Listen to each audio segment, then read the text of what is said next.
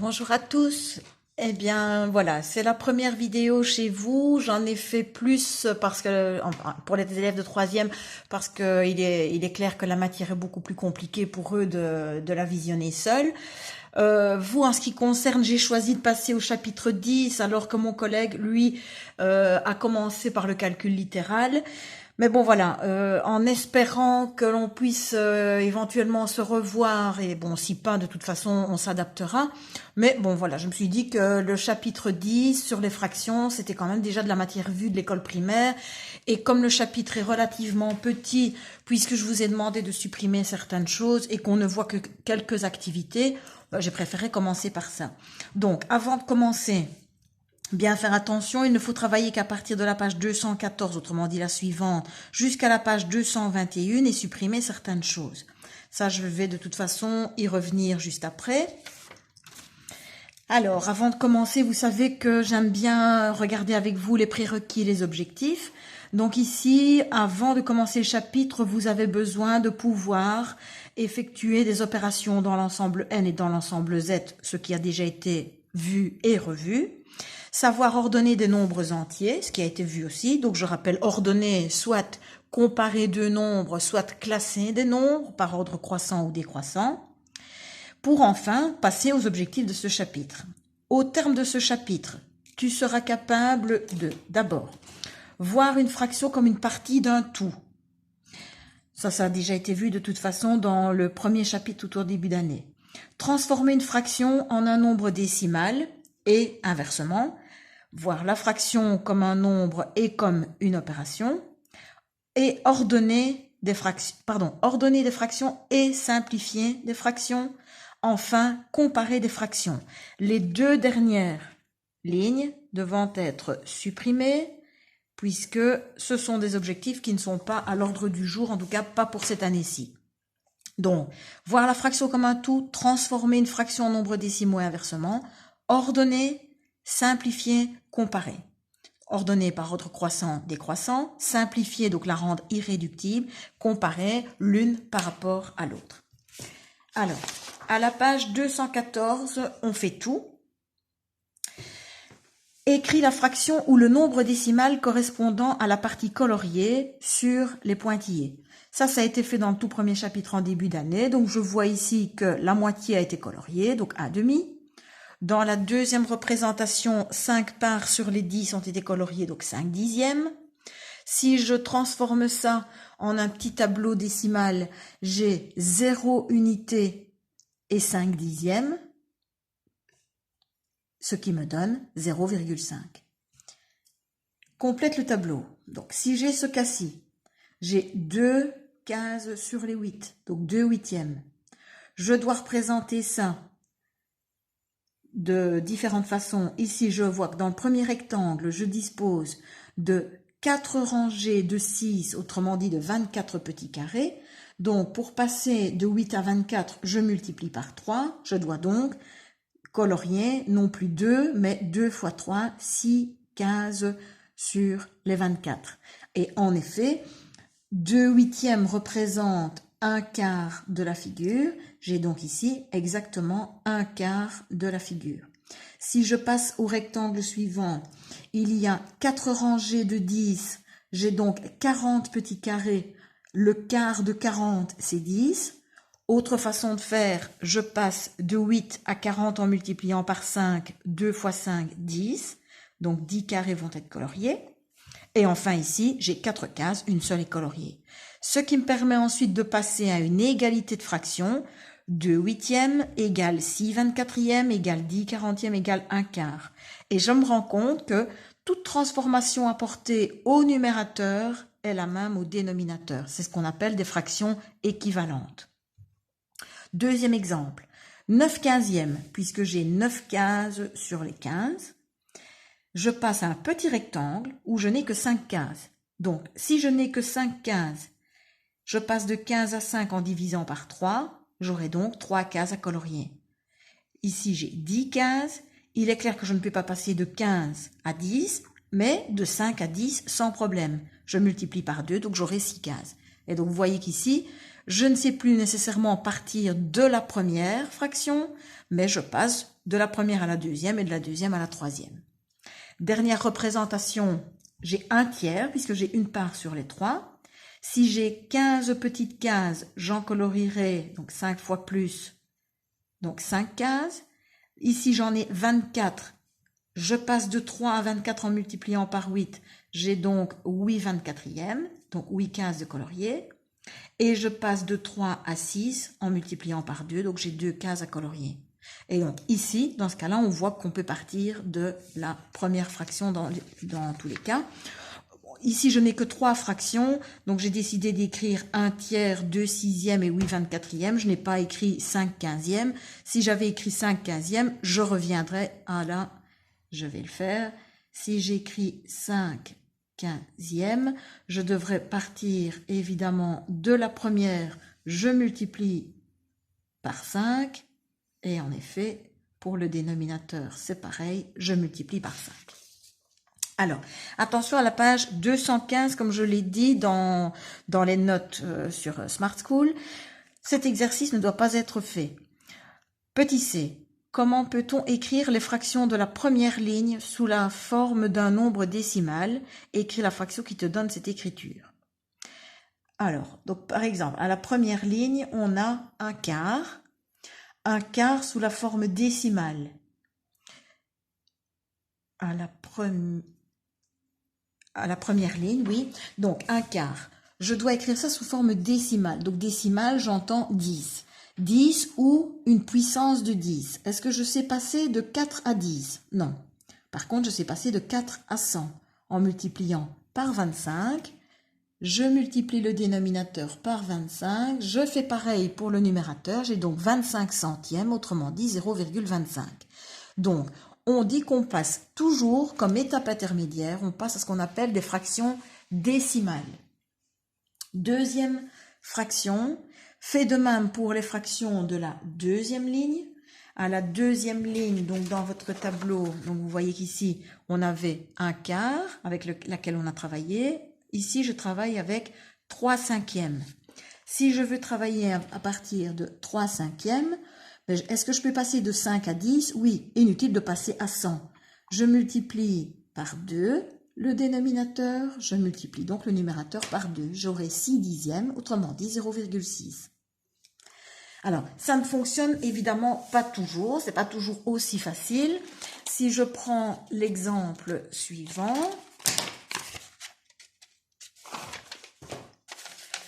je vais prendre, par exemple, au lieu de prendre un quart, si j'avais pris 2 huitièmes.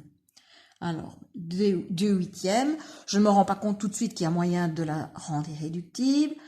Bon, passer de 8 à 10, impossible. Passer de 8 à 100, il faudrait que je multiplie par 12,5. Bon, c'est pas super pratique. Donc, je passe à 1000. Je sais que je passe de 8 à 1000 en multipliant par 125. Je multiplie 2 par 125 et j'aurai 250. 250 millièmes. Des millièmes, j'ai donc 1, 2, 3 chiffres après la virgule sur lesquels j'écris 250. Autrement dit, 0,25, même réponse que là. Donc, dans un cas comme dans l'autre, il est possible. Il est parfois préférable, évidemment, de rendre d'abord la fraction irréductible pour avoir beaucoup plus facile, passer de 2 huitièmes à 1 quart pour que le travail soit plus facile. Bon, évidemment, la partie E que j'ai supprimée, c'est tout simplement pour montrer qu'avec la dernière fraction 1 tiers, mais 1 tiers, là, j'ai beau me casser la tête, je peux envisager 10, 100, 1000, 10 000, 100 000, etc., ça fonctionnera jamais. Donc, dans ce cas-là, j'ai pas le choix. Ce que je dois faire, tout simplement, c'est 1 divisé par 3. Et j'obtiendrai, bon, une valeur décimale qu'on appelle illimitée, puisque j'ai les pointillés, périodique, parce que vous voyez qu'il y a une répétition du chiffre 3. Une répétition, donc ça s'appelle une période. Et donc, ce nombre est un nombre, je l'écris, nombre décimal illimité périodique.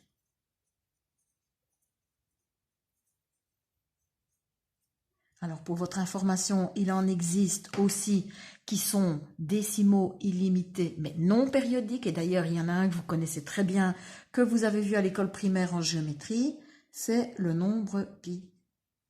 3,14, 15,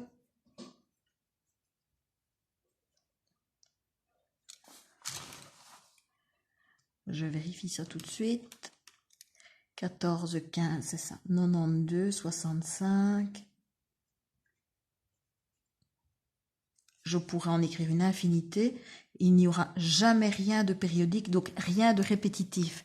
Vous avez une suite de chiffres, je vais dire, sans aucun lien, sans aucune répétition entre eux. Voilà, donc ça c'est pour la première partie. Alors, comme petit exercice ici, on dit que Jennifer possède 5 tablettes de chocolat et souhaite les partager équitablement, donc ça veut dire de manière égale, avec 5 de ses amis. Si X désigne la part de chacun, coche l'équation qui traduit le problème et résout-la. Donc forcément, ce sera celle-ci, puisque j'ai 6 fois X égale 5. Puisque X désigne la part de chacun, il y a 5 amis, donc 6 fois la part de chacun est égale aux 5 tablettes de chocolat. 6x égale 5. Bon, je me trouve devant une équation. Bon, ce qu'on appelle ici le 6, ça s'appelle le gêneur. Quelle est l'opération que je dois effectuer pour passer de 6x à 1x, sous-entendu 1 ici? Je dois donc diviser par 6. Je divise de l'autre côté, puisque j'ai une équation, donc une égalité, ce que je fais d'un côté, je le fais de l'autre, je divise par 6. Et donc ma solution dans ce cas-ci, c'est 6 cinquièmes, 5 sixièmes, pardon. Quelle quantité de chocolat auront-ils chacun, ou pourront-ils avoir chacun? Ils auront 5 sixièmes d'une tablette. Alors, à la page suivante, ça je vais quand même cacher bien évidemment les réponses. On vous demande donc de passer à la pratique en transformant chacune des fractions donc en valeur décimale. Donc encore une fois, si la fraction est irréductible, directement, j'essaie de passer du dénominateur que l'on a à 10, 100, 1000. Bon, généralement, on va quand même rarement jusque 10 000, et pour ensuite passer à la valeur décimale. Si je n'y parviens pas, mais il est peut-être tout simplement nécessaire de transformer, comme par exemple 3 tiers, 2 quarts, de la rendre irréductible, de transformer la fraction. Une fois rendue irréductible, j'arriverai à la transformer en valeur décimale. Une fois que vous aurez fait cet exercice, vous allez devoir placer des fractions sur la droite graduée et pouvoir répondre à la petite olympiade. Alors, de toute façon, les feuilles complétées seront publiées prochainement. Comme ça, je vous aide avec la petite vidéo. Normalement, vous avez déjà dû parcourir le chapitre, puisque le travail a quand même été donné la semaine dernière. Donc, logiquement, c'est juste pour réactiver les choses que cette petite vidéo vous permettra d'avancer. Alors, dans le rectangle ci-dessous, on représente un aquarium vide qui doit être rempli au 9/10. Si on sait que 1/3 de l'eau doit être à 15 degrés et que le reste doit provenir de l'ancien aquarium, il faut de l'eau à température ambiante pour acclimater le poisson. Représente en bleu l'eau à 15 degrés qu'il faut mettre dans le bocal et en vert l'eau de l'ancien aquarium qu'il faut ajouter. Donc, si on sait que dans l'aquarium doit être rempli au 9/10. Alors, je mesure mon rectangle. En mesurant mon rectangle, je me rends compte qu'il y a une hauteur de 5 cm, 9/10 de 5 cm. Bon, peut-être pour que ce soit plus facile, ça me donne 50 mm. Les 9/10 de 50, 9/10 fois 50, je divise par 10, ça fait 5, fois 9, 45.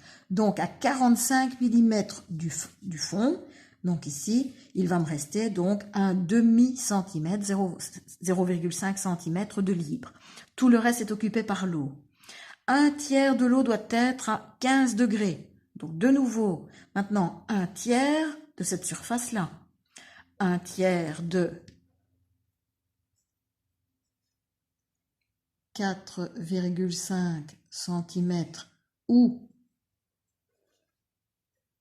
45 mm, 1 tiers, donc 15 mm.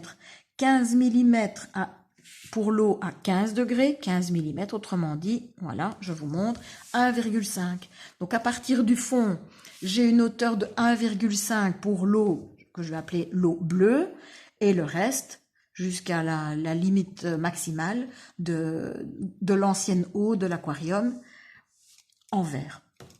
Alors, point 2, simplifier des fractions. Première activité, on passe. Avec l'horloge, ça, je ne l'ai jamais fait. À la page suivante, vous avez des exercices. Bon alors, quelques petites explications. Bon, le but ici n'est pas évidemment de vous montrer toute la page et que vous essayez de faire pause sur la vidéo pour recopier tout bêtement. De toute façon, les correctifs vont apparaître. Je vous demande tout simplement de compléter les valeurs manquantes dans les différentes égalités.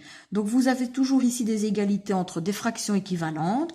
Parfois on vous donne le numérateur, parfois le dénominateur. Il suffit, comme dans la toute première page, de passer de l'un à l'autre en voyant ce que l'on fait. Donc pour passer de 12 à 4, je divise par 3, 15 divisé par 3, 5. Je passe de 15 à 100, bon, impossible. Donc il faut que je passe de 5 à 100.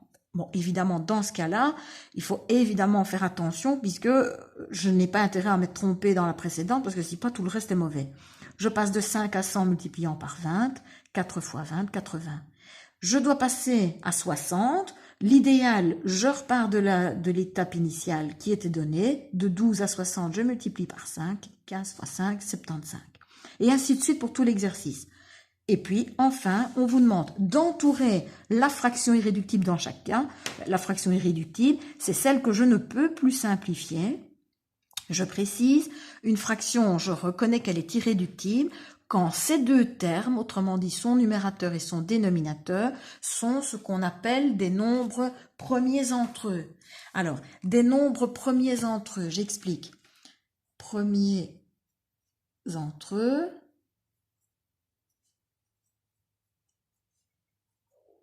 Si leur PGCD est égal à 1. Donc, par exemple, 4 cinquièmes, 4 et 5. Si je recherche le PGCD de 4 et 5, je peux rechercher le diviseur de 4.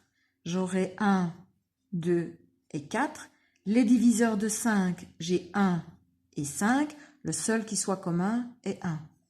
Et donc, puisque le PGCD de 4 et 5 est égal à 1, on dit que 4 et 5 sont premiers entre eux. De toute façon, chaque fois que vous aurez des valeurs consécutives, automatiquement, ils sont premiers entre eux. C'est pas obligatoire. Si par exemple, j'ai la fraction 5 huitièmes, 5 huitièmes est irréductible, puisque 5 et 8 sont premiers entre eux. Le PGCD est égal à 1. Les diviseurs de 5, vous les avez ici. Les diviseurs de 8, vous avez 8 en plus. Le seul diviseur commun, ce sera 1. Donc, pas nécessairement consécutif, mais dès que vous avez des nombres consécutifs, systématiquement, ils sont premiers entre eux. Faites bien attention ici, vous voyez que l'exercice a été fait, mais vous ne devez pas le faire. Il a été supprimé. Hein. Je ne vous l'avais peut-être pas dit. Bon, maintenant, vous le savez. Alors, n'hésitez pas à toujours lire les petits conseils d'Amplix qui vous dit ici qu'une fraction est irréductible si le numérateur et le dénominateur sont des nombres premiers entre eux. De toute manière, c'est expliqué dans la partie théorique. Hein. Donc ça aussi, je vous l'avais bien dit, n'hésitez pas à aller lire le référentiel avant pour avoir beaucoup plus facile à compléter et à pouvoir faire vos exercices. Rend si possible les fractions irréductibles. Vous voyez, et ça j'insiste, que quand on a un exercice comme celui-là, je vous oblige à indiquer les flèches.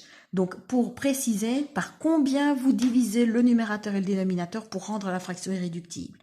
Vous pouvez, comme vous voyez que je l'ai fait ici, travailler en plusieurs étapes ou travailler directement. Ça, c'est comme bon vous semble. De toute façon, ce qui compte, c'est que votre réponse finale soit correcte. Dernier exercice, transforme chaque nombre en fraction irréductible. Alors, là, dans ce cas-là, vous en avez un exemple, 2,5. Alors, le truc, vous cachez la virgule. Voyez, 25, j'écris 25 au numérateur, et puis je regarde combien de chiffres il y a après la virgule. Il y en a un, donc ce sont des dixièmes, donc j'ai 25 dixièmes. Ou bien, je fais comme ça a été montré ici, 2,5, c'est 2,5 sur 1. Puis, je ne peux évidemment pas garder un nombre décimal dans ma fraction. Donc, pour me débarrasser du nombre décimal, je dois multiplier par 10 et avoir 25. Je multiplie le dénominateur par 10. 25 dixièmes. Je la rends irréductible en divisant par 5 mes deux termes et j'ai 5 demi. Et je fais la même chose avec les suivants. Attention, donc je vous ai demandé uniquement, donc à la page 218, de ne travailler qu'avec la première colonne. Si maintenant vous voulez travailler avec la deuxième colonne, alors s'il vous plaît, vous le faites, mais vous me l'envoyez, vous me faites une photo, vous me l'envoyez par message. Et je corrigerai. Alors, pour maintenant, comparer des fractions. Donc, comparer, c'est dire l'une est plus petite, égale ou plus grande que l'autre. Pour commencer, on vous propose différentes fractions et vous devez les comparer à 0, 1 et 2. Donc pouvoir dire, voilà, telle fraction est inférieure à 0, est comprise entre 0 et 1, est égale à 1, est comprise entre 1 et 2, est plus grande que 2. Bon, il est clair qu'une fraction est égale à 1 quand le numérateur est égal au dénominateur. Elle est comprise entre 0 et 1 quand le numérateur est plus petit que le dénominateur. Elle est plus petite que 0, forcément, si elle est négative.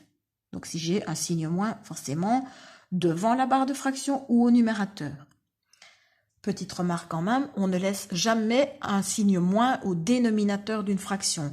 Donc, le jour où vous avez, par exemple, 3 sur moins 5, on écrira moins 3 cinquièmes ou moins 3 sur 5. Mais on ne laissera pas le moins au dénominateur. Ça, c'est une petite remarque. Enfin, une fraction est comprise entre 1 et 2 ou est supérieure à 2, ben forcément quand son numérateur dépasse son dénominateur.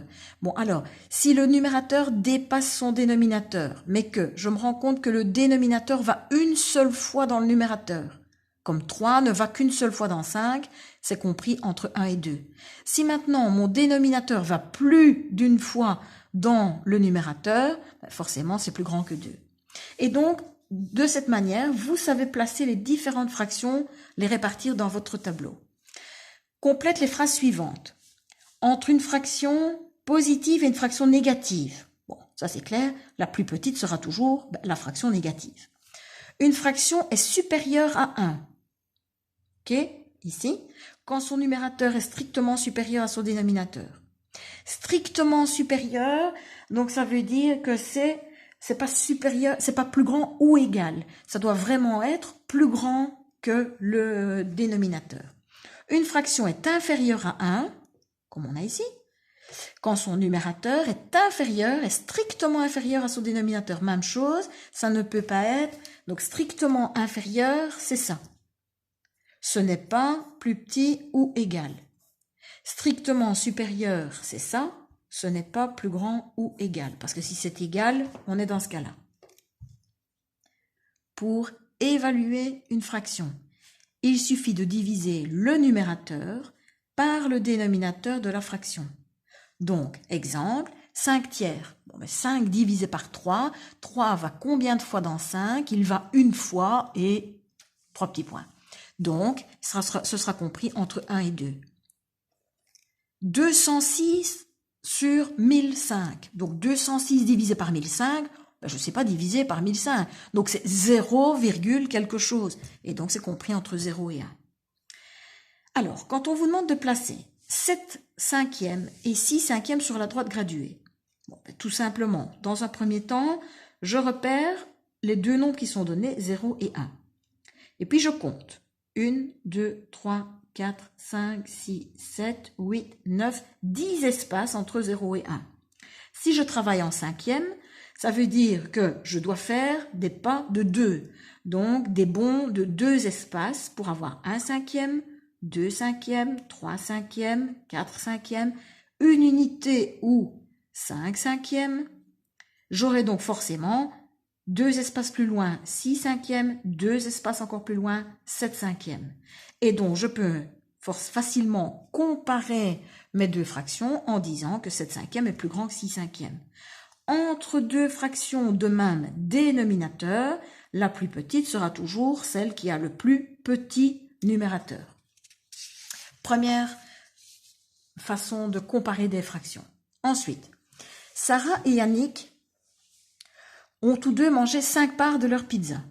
Bon, évidemment, c'est à voir si ils ont partagé leur pizza de la même manière. Apparemment non, puisque même sur le dessin, on voit très bien que Sarah a fait 6 morceaux, elle en a mangé 5, alors que Yannick, il avait fait 8 morceaux, il en a mangé 5 aussi. Bon, il est clair que lequel des deux a mangé le plus, c'est Sarah. C'est Sarah la gourmande ici. En observant l'illustration qui a mangé le plus, Sarah, on voit le morceau qui lui reste par rapport aux 3 morceaux restants pour Yannick. Écrit à côté de chaque pizza la part exacte qu'ils ont mangée. Bon, à côté de chaque pizza, je devrais écrire ici. Elle a mangé 5 parts sur les 6 et lui, il a mangé 5 parts sur les 8. Compare les deux fractions. Il est clair que 5 huitièmes, c'est plus petit que tout ça, 5 sixièmes. Donc 5 huitièmes est plus petit que 5 sixièmes. Et donc je me rends compte que cette fois-ci, mes fractions ont le même numérateur. Donc en fait, je prends le même nombre de parts, mais 5 huitièmes, mes parts sont plus petites que 5 sixièmes.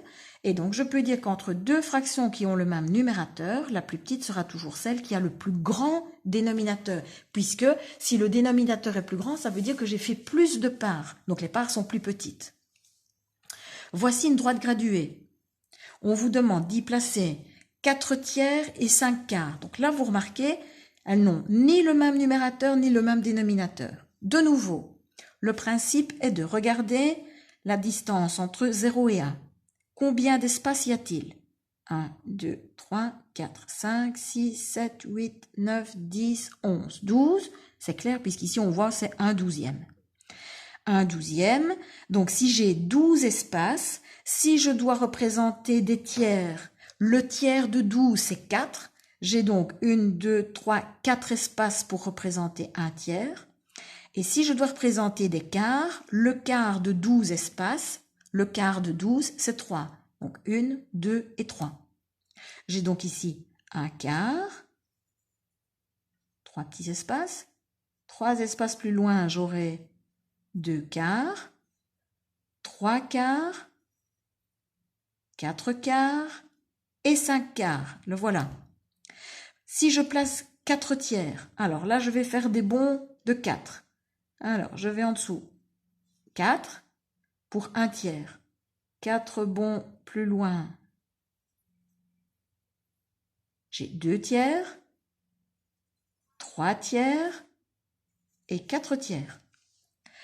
Une fois placé, il est clair que 5 quarts est plus petit que 4 tiers ou 4 tiers plus grand que 5 quarts. Donc, il faut, évidemment, c'est plus simple, parce que représenter toujours sur une droite graduée, ce ne sera pas évident. Mais vous remarquez ici, en fait, ce qu'il y a de commun entre des quarts et des tiers, c'est que si j'avais travaillé en petite unité, donc en 12e, ça aurait été beaucoup plus facile. Je me déplaçais en 12e. Alors, 4 tiers en 12e, je multiplie par 4. J'aurai donc 16/12e et on y va. Donc pour placer 4 tiers, 1, 2, 3, 4, 5, 6, 7, 8, 9, 10, 11, 12, 13, 14, 15, 16. Et pour placer 5 quarts, j'aurai en 12e dû multiplier le dénominateur par 3. 5 fois 3, 15. Et donc j'ai 5 quarts juste avant 4 tiers. Et donc, je me rends compte que je sais facilement les comparer à condition de les réduire au même dénominateur. Une fois que c'est réduit au même dénominateur, ça ne pose plus aucun problème. Et donc, vous devez ensuite passer vous-même à cet exercice où je vous demande donc de comparer. Alors, ce que je vous conseille de faire, parce que vous voyez qu'il y en a quand même 27, Ce que je vous conseille de faire, c'est repérer. Vous pouvez utiliser des petites couleurs pour entourer les différents numéros des exercices. Donc, par exemple, je repère d'abord les exercices où on a le même dénominateur. Alors, on a le 1, on a, je le fais en même temps que vous, le même dénominateur, il n'y en a pas énormément. Bon, bien entendu, ici, je passe directement aux comparaisons de fractions. Voilà, le même dénominateur. Et il y en a que pour lesquelles il faudra de toute façon transformer. Voilà, celles-ci, elles ont le même dénominateur. Ensuite, je change de couleur et je peux par exemple envisager celles qui ont le même numérateur. Alors, on a le numéro 4, où les deux fractions ont 7 comme dénominateur. On a le numéro...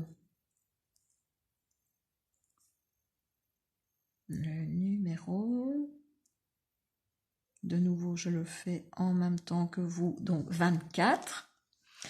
Et donc, c'est déjà ça. Donc, je sais déjà, d'après les règles, que lorsque des fractions ont le même dénominateur, la plus petite est celle qui a le plus petit numérateur. Par contre, lorsqu'elles ont le même numérateur, la plus petite est celle qui a le plus grand dénominateur. Donc, une fois ça, bon, c'est déjà une chose de faite. Bon, ensuite, exemple, le 9e. 12 quarts, c'est égal à 3. Donc 3 unités par rapport à 5, je compare facilement. Si une fraction peut être rendue irréductible, comme par exemple 102 80e, je n'hésite pas à le faire. 22 septième et 21 onzième. Alors comment savoir? Bien, je me dis, 7 va combien de fois dans 22? Il va 3 fois et un peu plus. 11 va combien de fois dans 21? Il ne va pas 2 fois. Donc forcément, 22 septième est plus grand que 21 onzième. Donc vous voyez qu'ici, vous devez utiliser toutes les techniques de comparaison qui ont été vues. Alors un autre cas encore, lorsque vous comparez une fraction et un nombre décimal, ou vous transformez la fraction en nombre décimal, ou le contraire. Donc ici, on aurait, si je transforme en fraction, on aura 35 dixièmes. 35 dixièmes, si je la rends irréductible, je divise par 2, je divise par 5, j'aurai 7 demi. 7 demi et 7 quarts, même numérateur, la plus petite est celle qui a le plus grand dénominateur. Donc vous voyez que une fois qu'on transforme, qu'on rend irréductible, on revient toujours sur les 3 mêmes cas. Même numérateur, même dénominateur, ou ni l'un ni l'autre, et donc obligation de réduire au même dénominateur. L'exercice suivant, vous avez des fractions à classer par ordre croissant ou décroissant. Regardez bien l'ordre avec lequel il faut les classer. Bien séparer les fractions par les signes plus petits quand c'est par ordre croissant et par le signe plus grand quand c'est par ordre décroissant. Faites bien attention aussi au fait que certaines fractions sont négatives et donc leur position sera plus facilement déterminée. Ce qui nous amène à la suite qu'il ne faut pas faire. J'espère en tout cas que cette petite vidéo, bon tant bien que mal, parce que ce n'est pas vraiment quelque chose que j'apprécie énormément. Je suis pas une pro de l'enregistrement, mais en tout cas je reste à votre disposition. Si vous avez des questions, n'hésitez pas à revenir vers moi. Je vais encore attendre, je ferai ça certainement demain, je publierai le chapitre complété. Et donc, je vous donnerai alors à ce moment-là la possibilité de comparer vos feuilles avec le correctif, remettre correctement votre cours en ordre et alors je vous donnerai des exercices complémentaires. À bientôt, je pense bien à vous et je vous souhaite tout le courage nécessaire pour travailler comme ça à distance. Je compte sur vous, hein.